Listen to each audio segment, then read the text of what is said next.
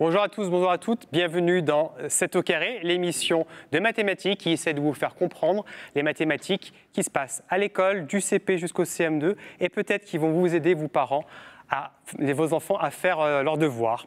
Voilà, on ne prend pas de crayon ni de stylo, on l'écoute simplement. Si on ne comprend pas tout, vous pouvez me regarder à nouveau en replay. Et c'est parti, moi c'est Nicolas. Aujourd'hui, on fait comment sont construits les polygones. Alors, le mot polygone, vous verrez qu'en mathématiques, je parle souvent du grec et du latin.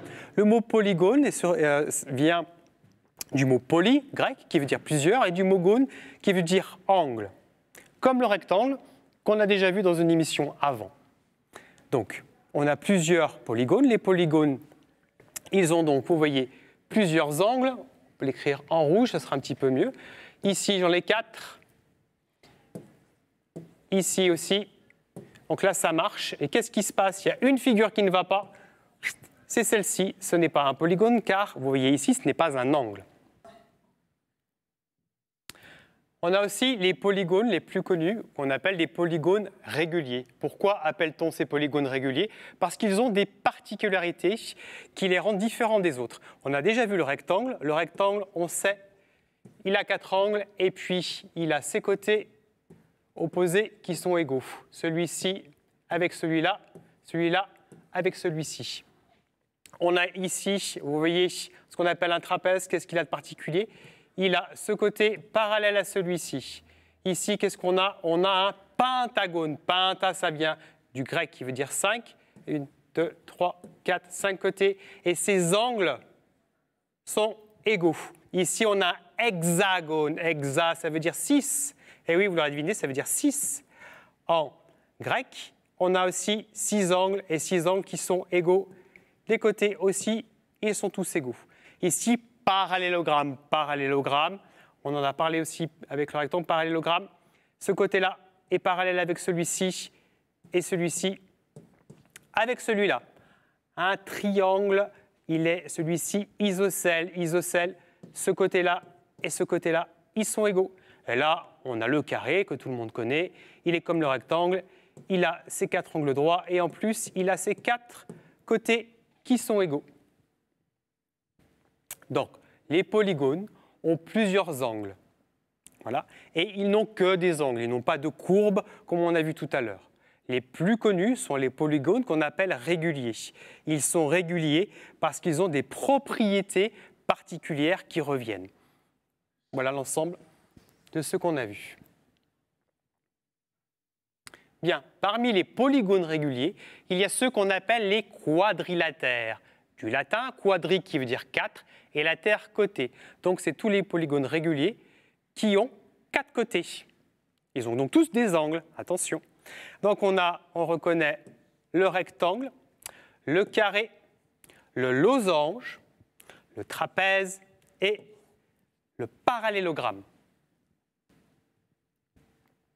Alors, ils ont des liens entre eux, d'accord? C'est-à-dire que, comme ils sont des quadrilatères, ils ont des particularités entre eux. Vous allez voir, par exemple, que le parallélogramme, qui a donc ses côtés parallèles, opposés, donne aussi un rectangle. C'est-à-dire que le rectangle est un parallélogramme qui a une particularité, il a des angles droits, puisque lui aussi, comme le parallélogramme, vous voyez, il a ses côtés opposés égaux. Même chose pour le losange. Le losange, il a aussi, comme le parallélogramme, ses côtés opposés qui sont parallèles. Et en plus, qu'est-ce qu'il a de particulier? Lui, il a la particularité d'avoir aussi ses côtés qui ont la même longueur. On continue de voir aussi d'autres particularités. Le carré est un rectangle. Le carré est un rectangle particulier. Oui, qu'est-ce qu'il a de particulier? Le carré, pour être un rectangle, c'est que lui, c'est un rectangle. Qu'est-ce qu'il a? C'est un rectangle qui a 4 côtés égaux. D'accord? Et le losange et le carré ont quelque chose en commun. C'est qu'il a effectivement le carré, on pourrait dire que c'est un losange, qui a, en plus d'avoir ses 4 côtés égaux, qu'est-ce qu'il a? Il a des angles droits, ce que n'a pas le losange.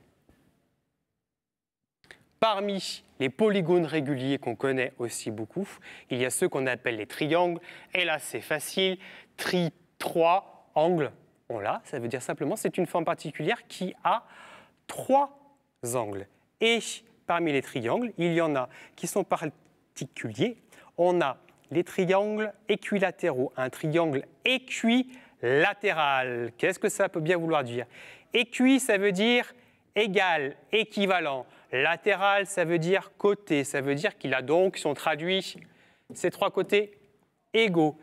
Isocèle, iso, ça veut dire égal aussi. D'une autre façon de le dire dans une autre langue. Et lui, là, ça veut dire simplement qu'il a ces 2 côtés-là qui sont égaux. Et un triangle rectangle, pourquoi on appelle ça un triangle rectangle, à votre avis?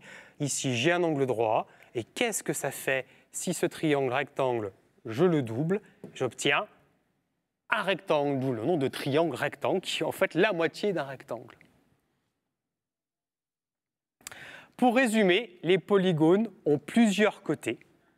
Certains sont réguliers, les quadrilatères ont des liens entre eux, et les triangles aussi. D'accord? Les triangles, ils ont 3 angles. Certains peuvent être rectangles et avoir aussi 2 côtés égaux. Du coup, ça peut être des triangles isocèles. Voilà, c'est terminé pour les polygones. J'espère que vous avez un peu plus compris comment ça se passe, tous les liens entre ceux-ci, et puis que vous ne les mélangerez pas avec d'autres formes géométriques. Pour moi, c'est terminé. Vous pouvez me revoir en replay. Je vous laisse avec Thomas qui va vous raconter la trépidante histoire d'une personne ligérienne. Et puis moi, je vous dis à bientôt.